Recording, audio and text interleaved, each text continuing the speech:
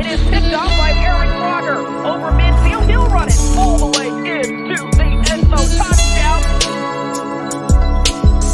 Croc Talk TV podcast. Peace.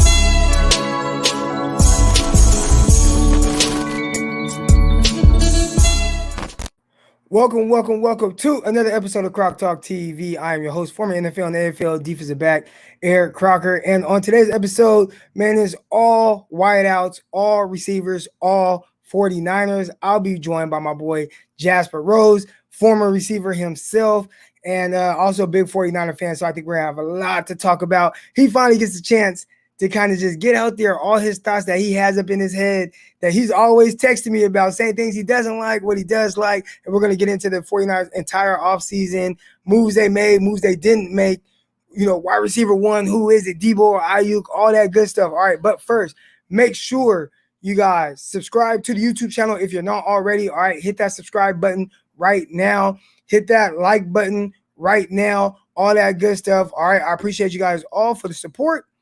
And with no further ado, let me introduce my guy, Jasper Rose. What up, baby? It was good. Yeah, so this is my dog, Jasper Rose. Real quick, let me just put this out here. For whatever reason, my Wi-Fi is dipping in and out. I got the people on the phone. They're supposed to be fixing it. We'll see. But at some point, you'll see me get blurry. It'll look like pixelated, like I'm on an Android or something. So just disregard that for now. It'll get better. All right, but Jasper, man, what's up, man? You were talking to me about it before we hopped on here. And Jasper, again, like I said before, he's a guy, he played receiver. We actually met in the Arena League. We were playing together out there in Portland. But talk to me about our first conversation. Yeah, man. You say you remember everything. So it was we were on the bus. We're actually we just got to Portland. I think it was the first week of camp. And then we were on the bus. I don't think you and I had even said any words to each other. I just overheard somebody in the background talking about the Niners. And I'm like, you know, who's a Niner fan out here? You know what I mean? Because I don't think we had crossed paths. I'd already spent time with the Blaze and the SaberCats, and that's how I knew Samora and you know, shout out Samora. And Dwight, you know, shout out Big Dwight as well. I'd met them at the SaberCats, and I don't think you and I had ever crossed paths there. But yeah, right. Long story short, yeah, we were on the bus getting ready. I think camp had just started, on the way to practice. We're on the bus, I think, because the facility where you get changed at, you had to bus it for probably like another it was good. Yeah, it was good, like 30 minutes, 40 minutes away, it felt like. Right. So yeah, we had the bus, and I heard, I think you were just shooting the shit with the guys, and just overheard, like, you're definitely another passionate Niner fan. And I think I had chimed in, and then you were surprised. You were like, hold on, where you from? And I was like, I'm from San Antonio. You're like, oh, I'm from Stockton. You were like, oh, bet. We both Niner fans. As it turned out, you were like, oh, where'd you play at? I was like, I played at, Keep talking. I played at San Jose City, and I feel like we played y'all in a bowl game called the Graffiti Bowl.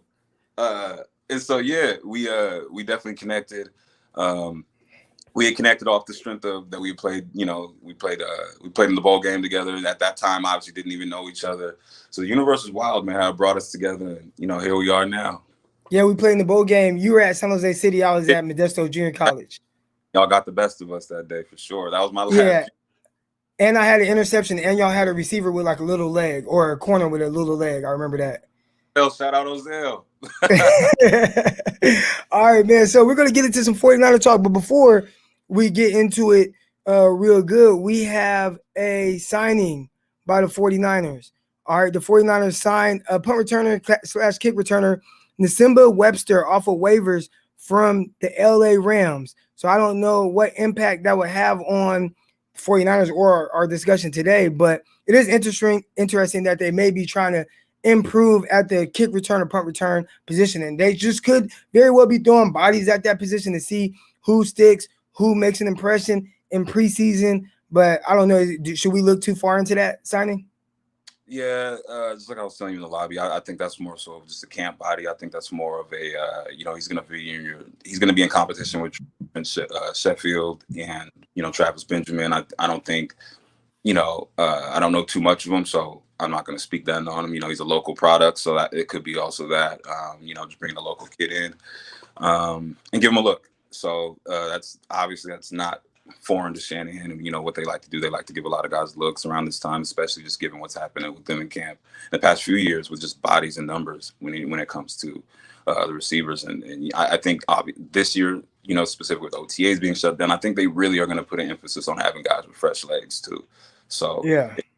and I think that's with, the numbers and all the things that have changed with the numbers and what you can and can't do now, bringing guys in on practice squads and things like that. I would definitely look for that as far as just mainly just the camp body.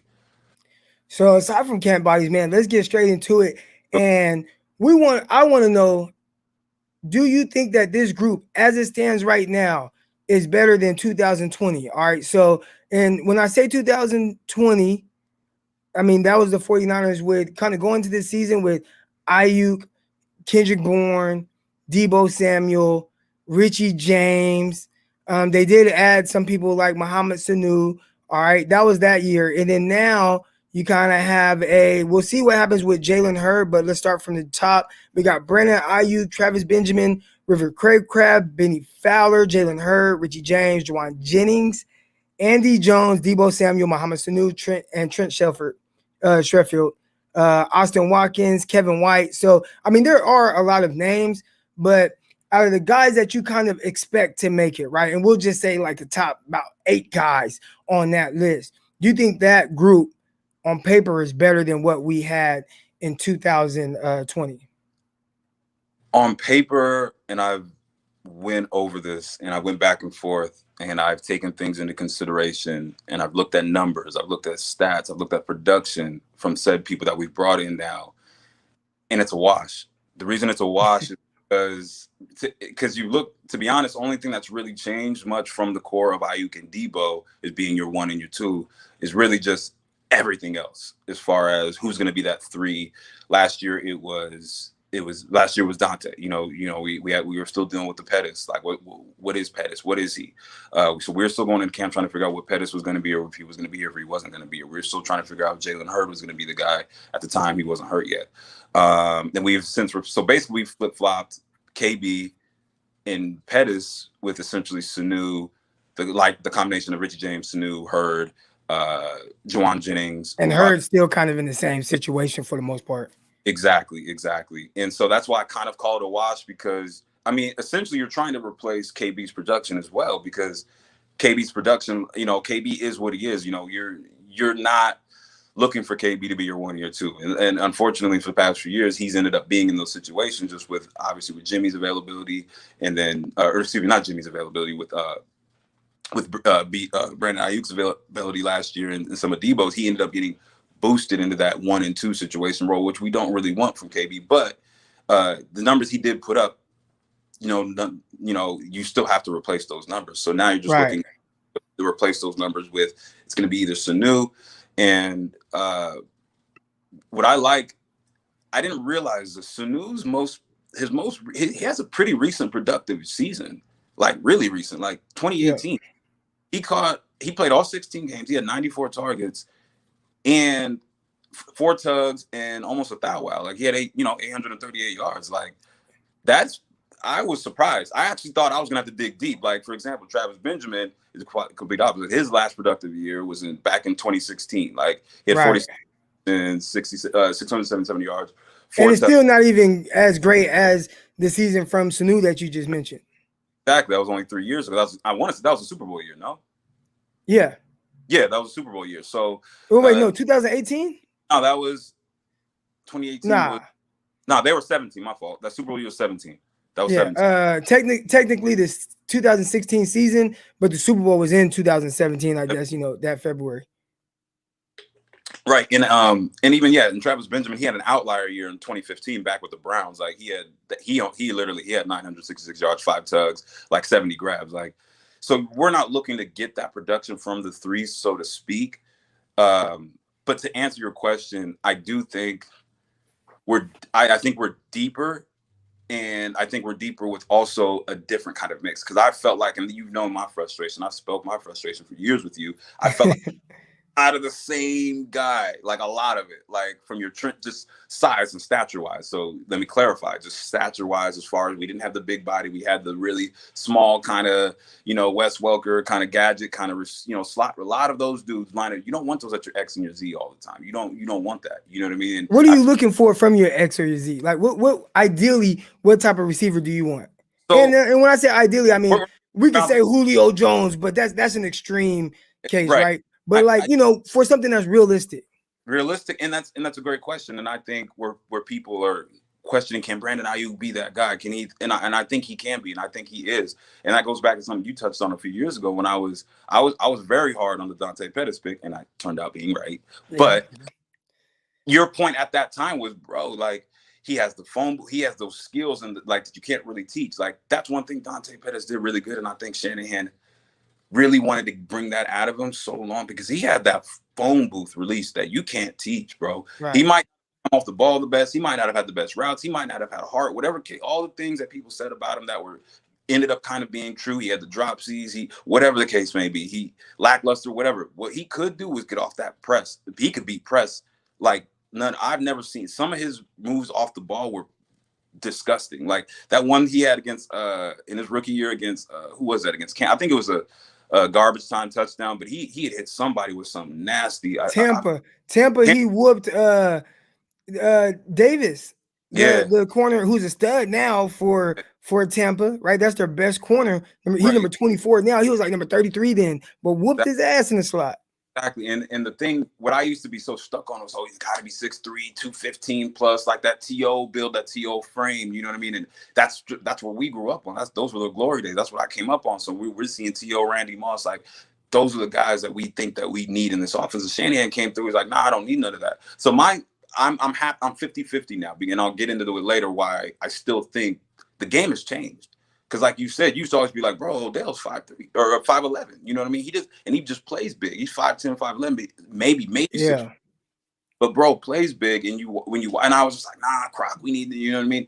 But now as I've watched and I've seen the game evolve, the best receivers aren't big dudes. You don't have to be really big. You know what I mean? I myself, like, yeah, I was, I'm 6'2", 6'3" on the field, like in pads, whatever. So I always felt like, yeah, I'm a bigger receiver. So I always kind of gravitated towards that space where, it's always I always felt like it's comfortable also for whoever's throwing you the ball. Like it's Right. it's for example, going against you, Croc, like it's not a comfortable feeling for a dude who's my size and seeing you across the field that's the same size as me, because even if we won't run the perfect route, even if the DB's in great position underneath, at the end of the day know I can make the contested catch. Oh, he's Right. sitting. That's cool. Put it up here. I'll box him out. I'm not worried about that. Oh, he's like right under me on this dig. That's great. Put that shit up top. You know what I mean? So Yeah. I know, and I can tell by Jimmy just by the way he's patting sometimes, just like in the Super Bowl when he's patting and D Jones and Frank Clark and knocking balls down because he's waiting for that window and beat open. But our offense is so predicated on smaller guys with smaller catch radiuses. And I know, and that's why I like this group so much, and I'm excited about this group because I think Shanahan's finally realized that if we just have, he doesn't have to be our go-to. He doesn't have to be our X. He doesn't have to be our Z. He doesn't even have to be on the field half the time. But in a situation where if we can get a big body kind of receiver, and he kind of tried to allude to that with Jordan Reed last year. I wish we had got more of a healthier Jordan Reed because I think he was onto something that we saw it in the Right. Jets. Yeah. Him a lot. Jimmy felt really comfortable throwing those 50-50 balls in him. And I even tweeted about that and Niner Nation went crazy. That I was just like, I think he's better in 50-50 situations. I think that was a tweet. Do you remember that? I tweeted something about Jordan Reed not being better than Kittle, but being better in 50-50 ball situations. He was that big body kind of goal line threat that we had been missing. Yeah. And I think they're trying to get to that, but they want to do it by development. So yeah, ideal situation, they would have traded for Julio, but all reality, the Falcons were not going to send him in the NFC. I already knew that. It was a pipe dream. I'm fine with that. I get it. So now we're at with Aiyuk. I think Aiyuk can be all of those things because there isn't a route he can't run. He stretches the field.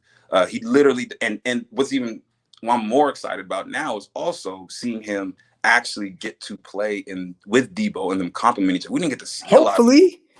Right. I mean, Exactly. what they play last year? Maybe like 2 games together.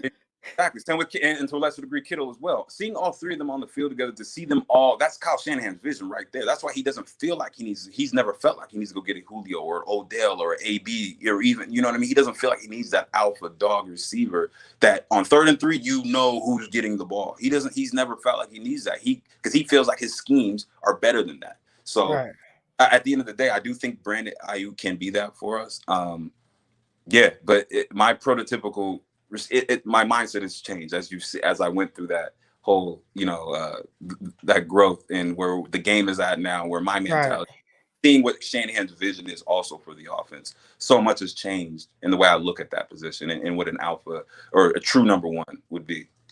So we have a comment right here where it says Shanahan's offense doesn't call for a number one wideout, honestly. And I'll say this: there are a lot of offenses in the NFL that don't necessarily call for a pure wide receiver one, but if you have that guy, you're going to utilize him. And we've heard Kyle Shanahan talk about having a Julio Jones, and that's a freak, right? But when he had the Julio, when he had the Andre Johnson, he fed those dudes, and they had their best career years under Kyle Shanahan. So I do agree, not a game podcast.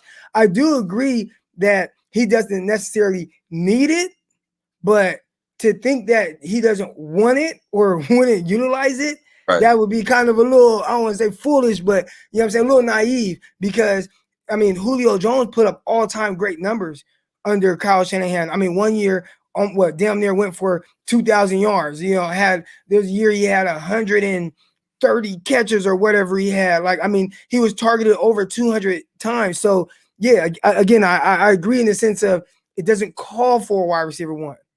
But if he has that guy, he's going to utilize him as such.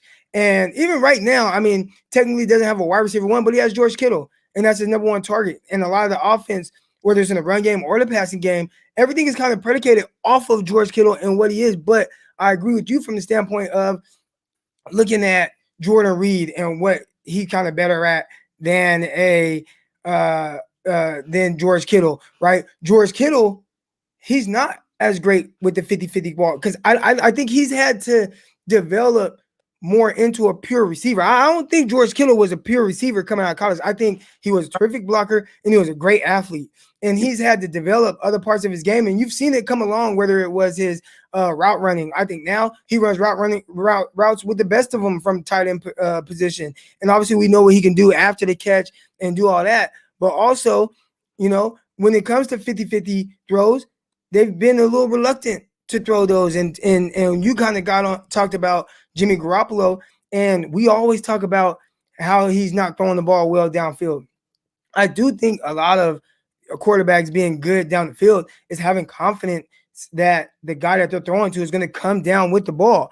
And when you have guys that are 6'3", 6'4", and they have a huge catch radius, your room for error is much longer. You just need to throw it to an area and then go up and get it. When you got the smaller guys, when you got the 5'11" Debos, 5'11" Brandon Aiyuks, even though Aiyuk has those long arms, does that make up for him going up against a 6'1" corner that's pretty long as well and covering more ground? Now your error for missing shrinks. There's no room for error when you have the 5'11" guys. You better hope that he is an Odell Beckham that's just amazing in contested catch situations at 5'11", or Antonio Brown, who's 5'10" and is amazing at contested catch situations. But a lot of guys just aren't that. So that could lead to some of the inconsistencies with Jimmy Garoppolo throwing the ball down the field.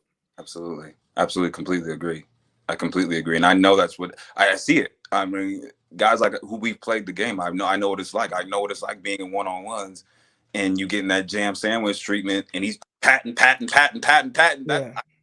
So when I see it on Sundays, I'm like, oh, Jimmy's looking and he's not seeing the separation. He feels comfortable with throwing the ball because he doesn't have a Julio type guy, and he doesn't trust those, even these guys are great in what they do. He hasn't ever trusted anybody to just, I can just still throw this with my eyes closed and we're going to be all right. He feels like he got to be perfect and he's not really that guy. Wait for Shanahan's scheme to come open, wait for that drag to come across, wait for that, backside poke or whatever the case may be, So it's definitely, it's been noticeable. And I think with what we have right now going to camp and I like Jalen Hurd the most.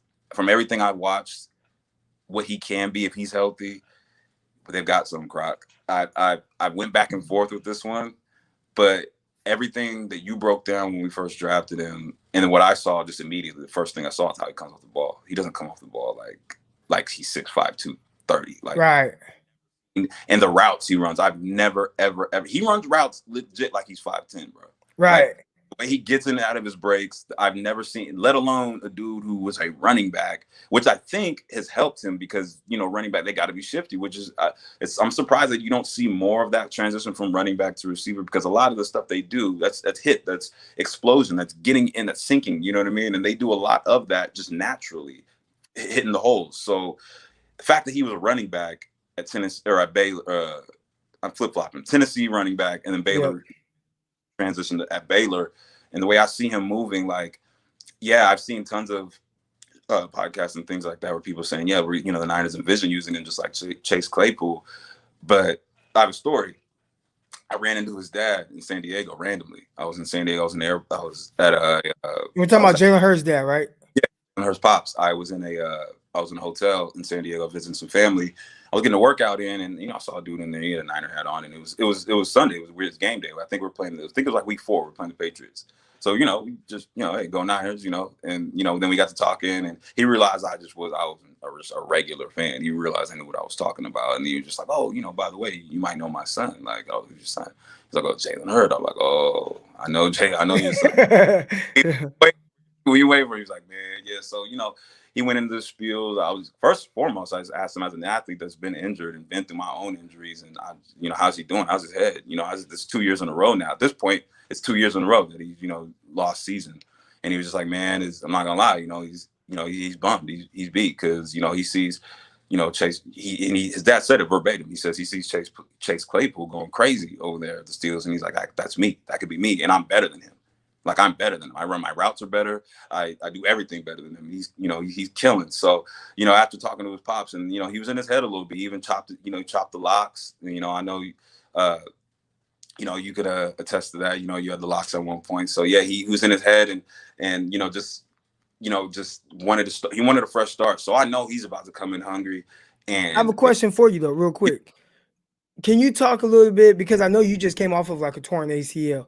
Can you talk a little bit about the mental, for everybody watching right now? Can you talk about the mental aspect of trying to recover from an injury and really what it can do for you for not just 1 year where he's coming off a back, but then the next year coming off a torn ACL? What challenges did that present to you? And what do you think what challenges he might have moving forward with that? So I would say for me, it wasn't really a challenge mentally, as far as like, I'm done playing. I did it playing, recreational flag, just, being, in an old man league. So I was just running around and did something I did 1,000 times and, just hyperextended it. And it literally just like Giannis did the other night. Like, I was for sure 100% sure he tore his ACL, because that's exactly what mine did. It was a hyperextension, just like that. Felt same way. It kind of felt weird. And, it turned out I tore my ACL. But yeah, the mental aspect of getting back wasn't like I wasn't rushing to get back for a season. This is completely different on the scale of this dude's career is literally starting. My playing days are done. Like, so if I never shoot, I knew I was suiting up again. I know the only thing I could do again is hoop and play flag. So, I mean, the mentality was I'd like to be able to be that same person and kind of, get out there and still be active. So I did what I had to do to get back. And now, almost 3 years removed from it now. It doesn't feel like it used to, but I still know I could get out there and get busy if I have to, which I feel like he probably is feeling that too now, coming off the back and then now the ACL. Luckily for him, he had the ACL in camp, so he should be really, really good to go by now. And from everything I heard about him prior to the ACL, man, he was a monster in the gym. Like, his dad said, like, that's what his dad was saying. Like, he's rehabbing right now in Tennessee. Like, he's ready. He's going to be ready to go. And I think the only tough part about it is just like he was kind of feeling that why me syndrome. That's why he cut the locks. He just felt like it's just bad luck. Like, these locks got to go. Like, I messed up my first year and now I tore my ACL. Like, these locks got to go. So I know he was in that why me kind of stage. So once you get over that, I think you start looking at the end of the tunnel. You start looking at, okay, I am still worthy. I am still all these things that I knew I was, before. It's really just about getting on that field. And I know once he gets on that field and starts feeling like himself again, he's gonna be the bully he was in camp. Was it last year or the camp before, where there were a few fights because he was his rookie year? Well, yeah, that was last year, right? Yeah, no, his rookie year, and I was there. Like, I was there. So no, he was. I saw the fight with. Gosh, when he pancaked, he just put him on his back. You know, I was a credentialed member of the media for training camps and some home games, and he was a guy. It stood out right away that it's like, I'm not here to be your friend, and that's a part that a lot of people don't really understand about like football, where it's a business, and some people are like, you know, he ha ha, like cool, you know, oh, we're buddies, and there are other people that are like, I don't care about you. Like, it's either me or you, and I'm going to do it as such. So there might be some people that get upset with the guy that's being physical and aggressive at practice. Like, man, why are you going so hard blocking and stuff? He's a guy that does not care that you feel about that, and he doesn't care about how you feel like he's supposed to practice. So he was at practice, and he was blocking guys 10, 15 yards downfield. They weren't throwing on the rock, and I'm like, man, why are they not throwing on the rock? But he was blocking his butt off, and that led to them actually eventually starting to go to him, throwing him the ball. But that fight came because, I mean, he was ultra aggressive and driving DBs and pancaking guys, and a lot of the other guys didn't like it, but he's definitely a guy that I noticed right away.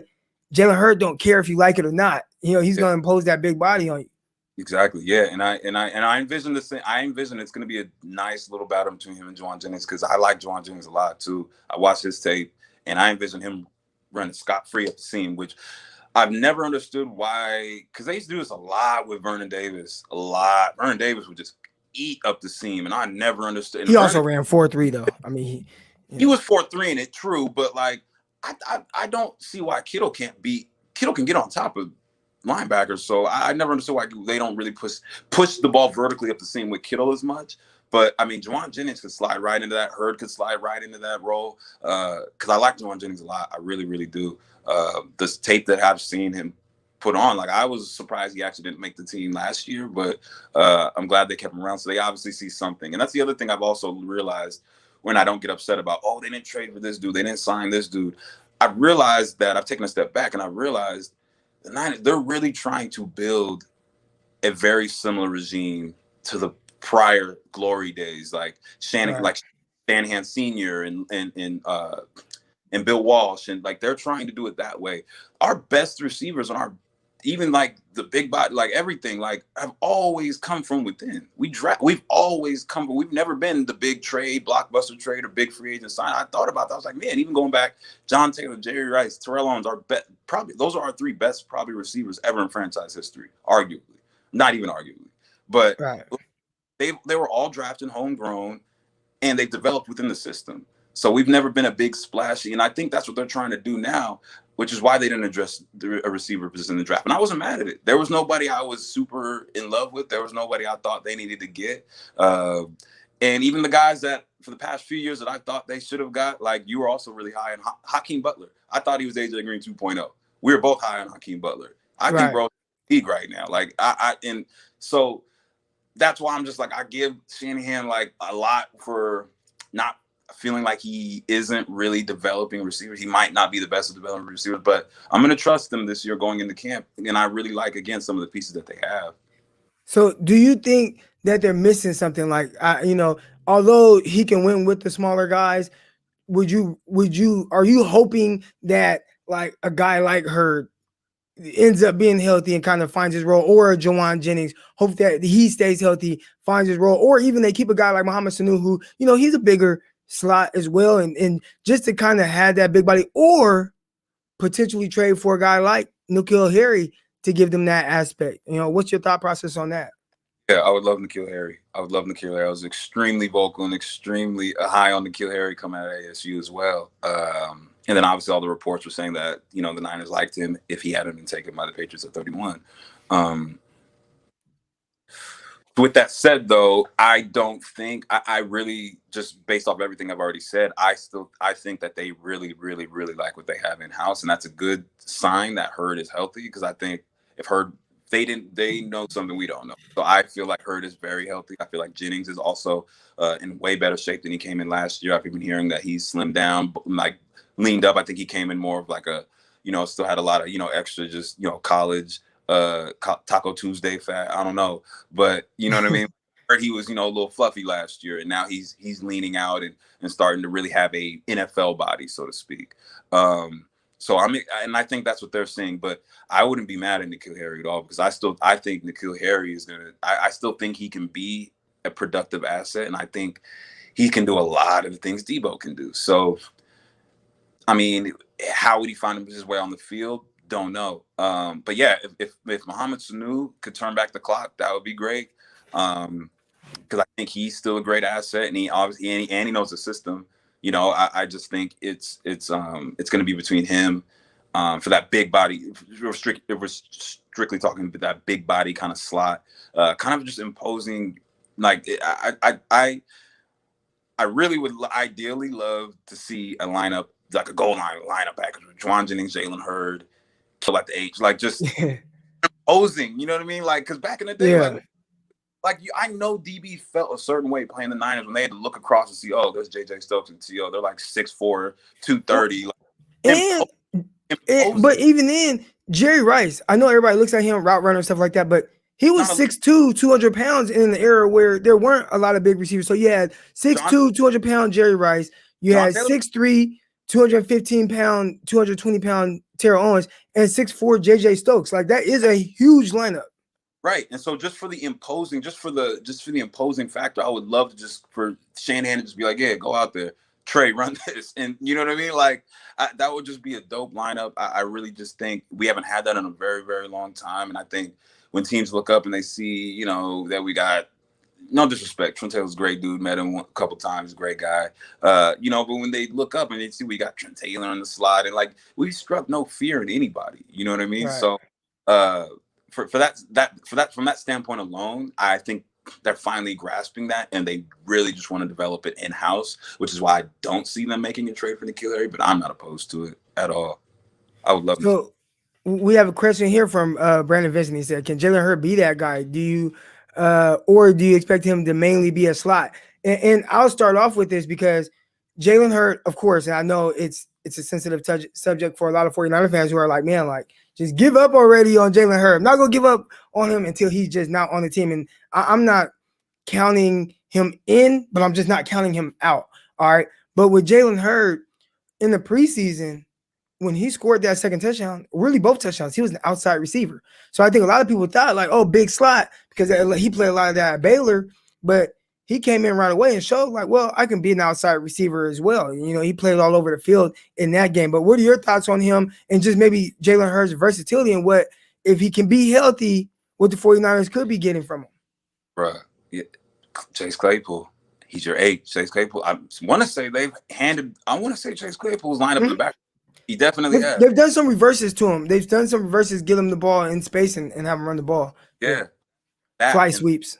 Right. That and then some, man. Like I really, really believe he can develop into a polished receiver. Plus then that hybrid. I mean, he was a goal line beast at running back at Tennessee. And then he even still, when he was at receiver at Baylor, they still lined him up in the backfield too. I watched all his film. And I've never like, and I can see why. And that's the other thing why Niner fans got to be understanding why this regime is not giving up. They passed up on Terry McLaurin and they drafted him. So they took him at 3. They took him in the 3rd.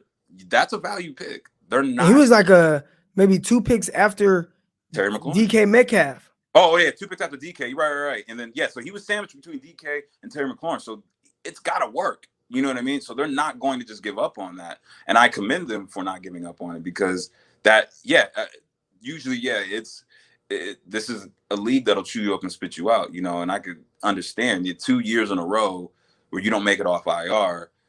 It's rare that you're going to get a 3rd shot. So this is definitely his last shot. And I understand why they're giving him that shot. But yeah, to your question, he can be all that and then some. I have no doubt in my mind that healthy he can definitely do it because I haven't given up on him at all. Right. All right. And I have one more question here that I wanted to kind of get into before we get to the next topic. But Kittle can't do verticals because Shanny doesn't trust Jimmy to deliver, but Lance will open that up. Do you think that Kyle Shanahan doesn't trust Jimmy to throw that ball downfield? And that's why. And I've seen some situations where Jimmy has been reluctant to throw the ball down the field, but I can't say it's Shanahan handcuffing him. I don't think that's the case. No, I don't think that is either because I can go back to the Super Bowl. I mean, to this day, that's probably still the best deep ball Jimmy has ever thrown. And of course, it didn't count. The one before the halftime, that sail route, that was one of the best. And he wasn't reluctant to throw that at all. That was a tight window. it was a have it all or nothing. I think maybe because they were going in the half, there was so little stakes. Maybe because, I don't know, Croc, but that was one of the best deep balls I'd ever seen him throw. And like that's a very, very, that's harder than throwing it up the seam personally, because it is. That was a sail route towards the sideline. That was a tight window, and he stuck it in there. And that's what I was like, okay, Jimmy, like, because I never seen him really push the ball like that. Even in the Saints game, like a lot of those were kind of yak after the catch. Emmanuel Sanders caught a lot of balls underneath. Yeah. So they weren't just throwing bombs. Jimmy's numbers look crazy that game, but they weren't just. He wasn't bombing the ball. A lot of those were, a lot of those were Yak, Debo, and all the guys underneath. And of course Kittle with the, the game-winning catch. But I don't think it's Shanahan holding him back at all. I think he's reluctant. I think he's in his own head a lot of those times. I think he's reluctant to throw the ball. Again, touching back to what we said about a lot of the guys on the team outside of Kittle who are physically imposing have a very small catch radius, and he's waiting and padding for those guys to literally be scot-free and wide open. He's not throwing a lot of guys open. He doesn't trust himself, I think, with that. But I guarantee you, in those QB rooms and those QB meetings, Shanahan's like, here, let it go. I guarantee you Shanahan's saying that, because Shanahan's a former receiver. So I already know he's thinking like a receiver in these situations. Like, let the rock go. You know what I mean? Or it's the opposite. And, some of the interceptions he might get, happy feet because of those interceptions that he's, he has been prone to throw every now and then. But I don't think, to answer the question, I don't think it's Shanahan holding him back. I highly. Right. And we have this right here from Ogie, and it looked like he said what's up, Stocktown, Oakland here. So he's from Oakland, you from San Jose. So we all kind of in that area right there. But he says right here, Shanahan plays to their strengths. And I think Shanahan does a really good job of playing to all of his players' strengths, right? Whether it's the quarterbacks or the receivers. But I will say, when you put on the all 22, there are vertically pushing routes, and the ball is just not being thrown. So I'd have a hard time thinking that Kyle is saying, well, I just don't want to throw the deep ball because it's Jimmy Garoppolo throwing the ball. I think maybe, I don't know if it's the way the play is designed or if it's Jimmy Garoppolo just not feeling comfortable throwing those passes when they're there. And now that could lead to some frustrations with Kyle Shanahan, where it's like, man, I'm dialing up shots, but whether it's the defense taking it away or Jimmy Garoppolo taking it away himself, I think that might be more of the frustration there. And I haven't seen a lot of all 22 footage. I need to get to my NFL Network situation popping so I can start looking at more of that, especially as we do this recurring. But from what I do know about a lot of the West Coast offense, because I did run that, we did run the West Coast offense, and a lot of those vertical routes, though, are mainly, a lot of those are clear outs for everything underneath. Okay. So a lot of those are schemed to Shanahan's scheme. A lot of those are schemed like just to clear this out for Debo to come underneath. You know what I mean? All right, that makes sense. That makes a lot of sense. All right, we're going to keep it pushing here. So, real quick, first time listening. All right, man, Giovanna. Like, yeah. This is the first time we've done this. Somebody said Crockpot Wi-Fi just hit 8-bit. I know, man. I don't know what's up to Wi-Fi. And listen, when you're I actually have an office. So I'm in an office right now. They charge you more in commercial buildings for Wi-Fi. So I paid the $100 one, and I'm like, man, this is crappy. To upgrade from it, I gotta pay $200, $250. I'm like, golly, just a stream for y'all. So man, keep the super chats coming, man, because I'm gonna need them to keep this Wi-Fi on and get the upgraded version. I already got an order. They'll be out here Friday to fix that. But so we did have another question, all right, that I wanted to kind of talk about. And let me read the DM because it was in the DMs, and I told him that I would answer it. All right, and it's right here. So here is the question. Hey, big fan of you on Locked On 49 podcast. I'm out of question. Doesn't need to be a part of the mailbag portion of the pod or anything, but when did Aiyuk take over Debo as wide receiver one? I always thought Samuel was our main guy, but obviously the talk is that Aiyuk is and is ranked higher for fantasy wide receiver. Would appreciate your take. Thank you. So that's a question right there from Justin. Basically, a long way of saying, when the hell did Aiyuk become the 49ers wide receiver one? Why is he higher from a fantasy standpoint? What's up with that? And, I want to get your thoughts on that before I answer. Personally, if we're looking at it from a fantasy standpoint, with all the pitches to Debo, which count as technically receptions, and then that's PR. So fantasy standpoint, I like Debo because I think Debo can get you cheap touchdowns. Debo could be 5-yard line. They'll throw a jet sweep to Debo instead of giving it to Mostert or Jeff Wilson. The fall in the end zone. Debo got a lot of just touchdowns like that, especially if Trey Lance is the quarterback. Because Trey Lance, you could keep that. He could keep it, or he could give it to him. And like they're gonna get so many cheap touchdowns. But I don't even want to get into that. I don't want to get excited about Trey yet because we'll get there down the line once training camp starts. We'll get there. But yeah, I think from a fantasy standpoint, I think Debo does have more value strictly because of the PPR and all those pitches. Those are catches, and behind the line screens. He's going to get more than Aiyuk. But as far as in your traditional West Coast offense, your traditional X, your Aiyuk is it because what was it? The Bills? What was it? The Monday night, the Bills game? Yeah. Dez tweeted out, "That's baby Julio."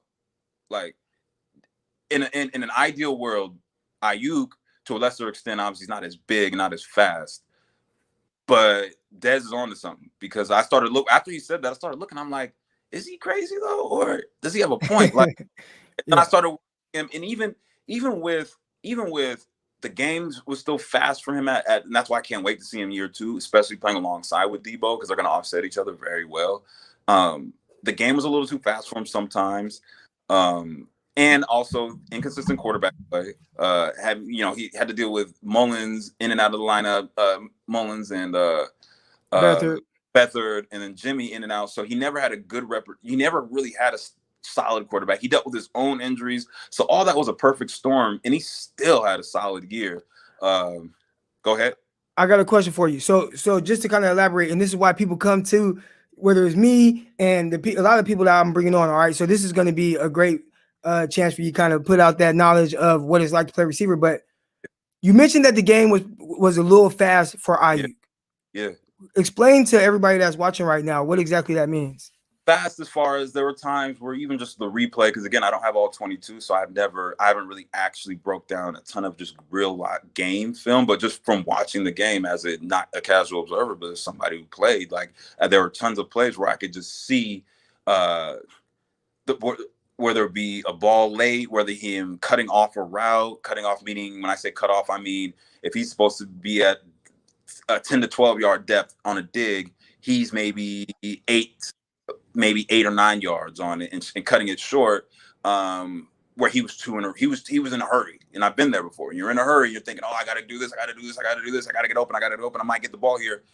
And then, the timing is off. The ball's behind. There was a lot of, you notice he made a lot of catches behind him. He did a lot of that because the timing was off. He was playing sometimes too fast. The game was moving very, very fast for him. And I could tell that early on. As the season went on, though, and as he started to get a feel of the offense, he started to get more plays that were catered to him, so to speak, especially when Debo was out. I saw this, it started to slow down for him. It really, I think the Bills game, I want to say his Bills game was probably one of his best overall games, where it was just looking like, oh yeah, he's about to be that guy.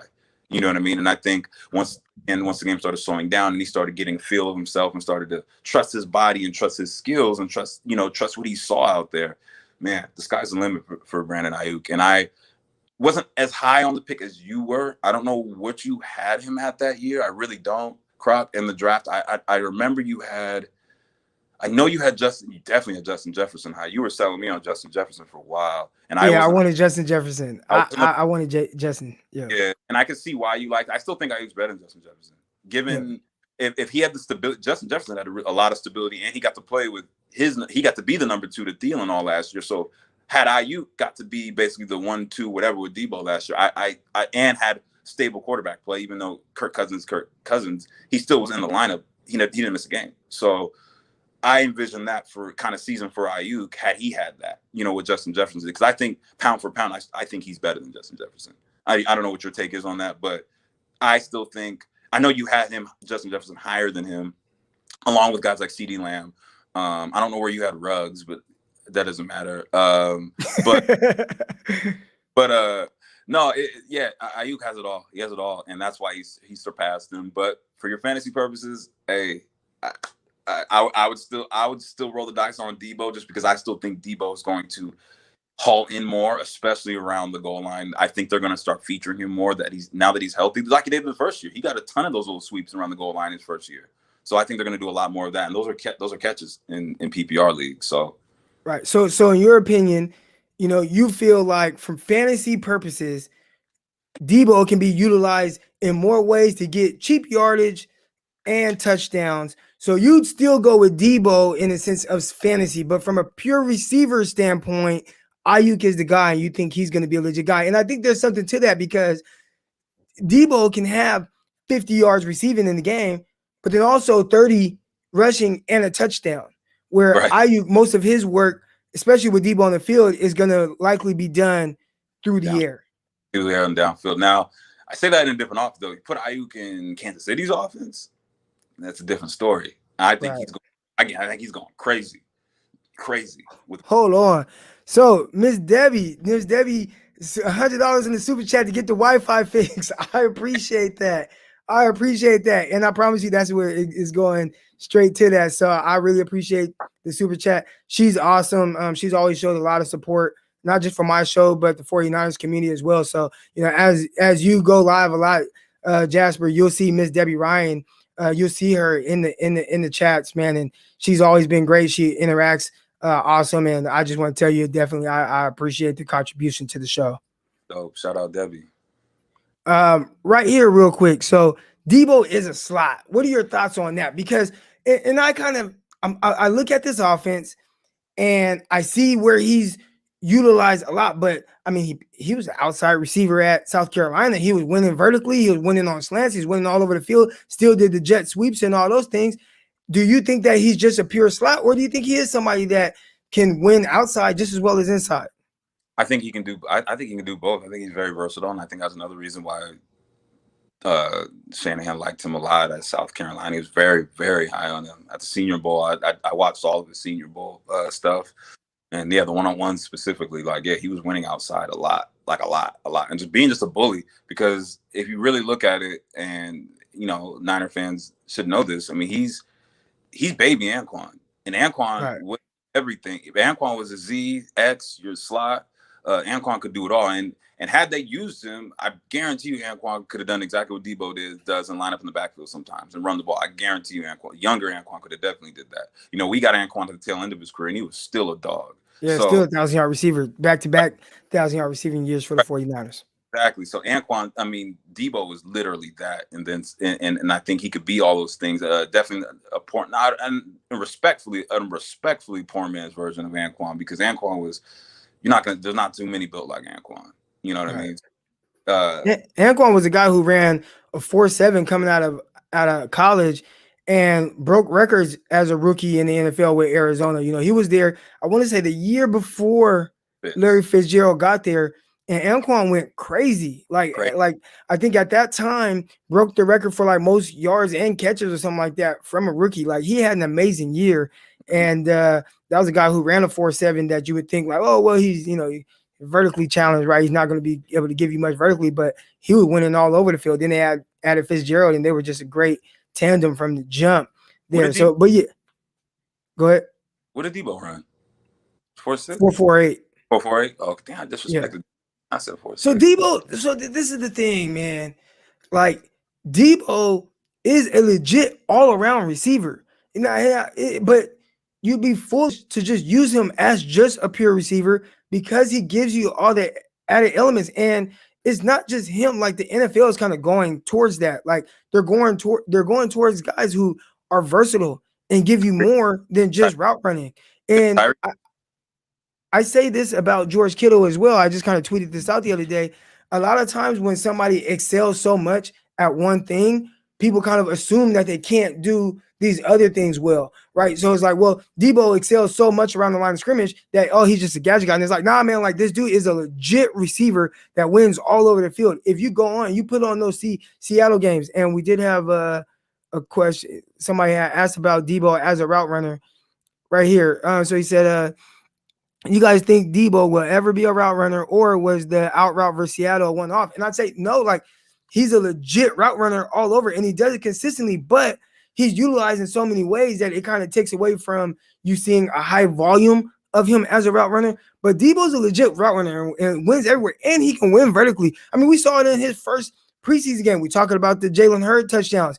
Mm-hmm. Debo whooped the dude down the field and caught a 50-yard bomb in that game. Like, and The he ball can win vertically, and but the the ball, 49, Marcus right. Peters. If it wasn't underthrown, it would have been a touchdown. Like, he can win vertically, but the 49ers, they just have utilized him in a way to where you don't see a high volume of him route running. But you put on those Seahawks games, and there are several instances of him. And okay, and this is another thing, real quick, not for me to go off on a tangent, but what route running looks like for one guy can be different, at least what it looks like for another guy in the way that he wins. So when you watch Debo, he might not look like that Seattle out, right, where he just destroyed Griffin.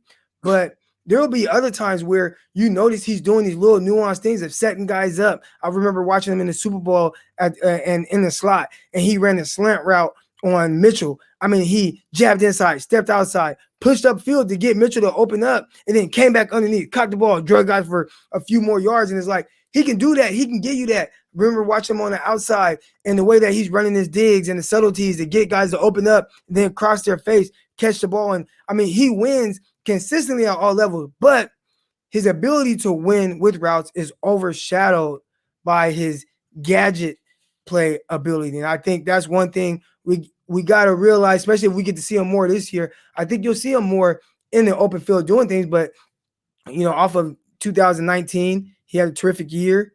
Then last year, I mean, he only finished like 3 games. So it's really hard to see the full aspect of what he is. But what are your thoughts on Debo Samuel as a route runner? Yeah, you hit it on the head, bro. You actually, yeah, and I forgot about the Seattle. Jesus, that Seattle route. Man, I watched that so many times. I was like, God, yeah, and even the Super Bowl, yeah, he does a lot of stuff over the middle. Just the slants, yeah, some of the slants, and I've definitely seen him run some of those slants where he gets in there, he gets his verticality, and he pushes you upfield, and he gets underneath. Like I've seen him do that tons of times, and he did not even get the rock. So yeah, and now we're never going to see him. He's not, he's definitely not Odell. His feet aren't Diggs. Not even Antonio Brown. Like those dudes are outliers when it comes to running routes, and they're also a lot smaller than he is. Like he is Right. He's a solid, hefty dude. Like he is, natural 215, like at 5'11. That's a thick dude. All you know what I'm saying? So Yeah. like it's not, he's not super just quick on his feet like those other dudes are. Those other dudes are 180, 190. You know what I mean? They're soaking wet. So like he's not going to look as fluid as some of those other dudes do. But no, don't get it twisted. He is definitely a pure route runner by far. Right.